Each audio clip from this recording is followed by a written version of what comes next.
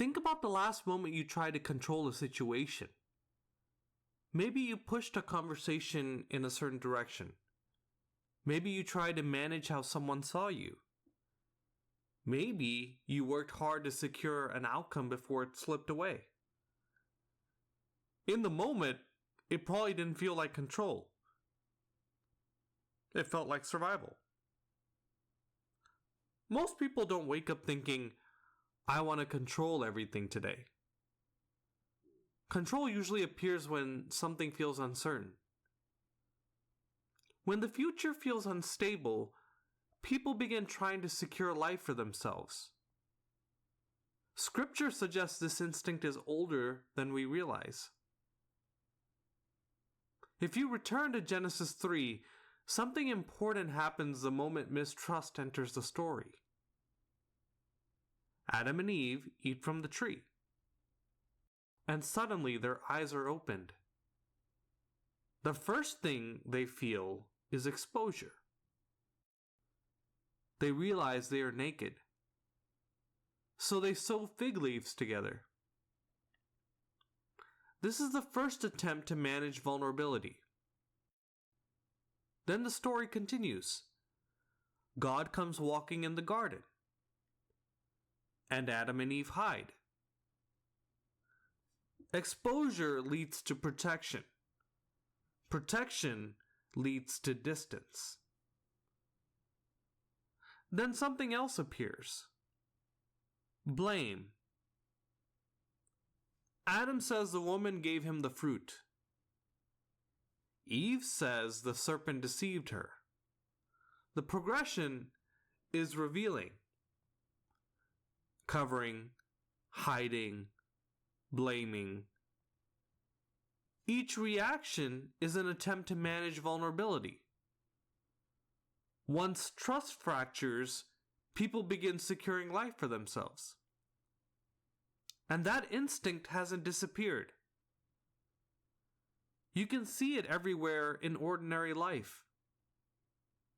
People control conversations so they won't feel exposed. People perform so they will be accepted. People blame so they won't feel responsible. People hide so they won't feel vulnerable. Each reaction looks different, but underneath them is often the same motivation. When trust feels uncertain, people begin protecting themselves. Genesis reveals that pattern at the very beginning of the human story. But something else in the story matters just as much. God keeps moving toward them. Even after hiding, even after blame, God asks the same question. Where are you? The question is not about location. It is about relationship. It is an invitation out of hiding. And that detail changes how we understand the story. Humans try to secure life for themselves, but God keeps moving toward them.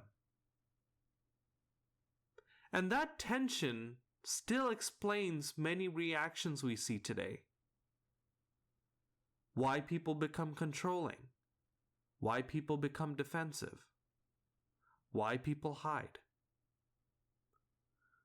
Often those reactions are not personality traits. They are attempts to create safety when trust feels uncertain. Genesis shows the beginning of that pattern, but it also reveals something hopeful. The moment humans begin hiding, God begins inviting them out. And when trust begins to return, the instinct to control slowly loosens.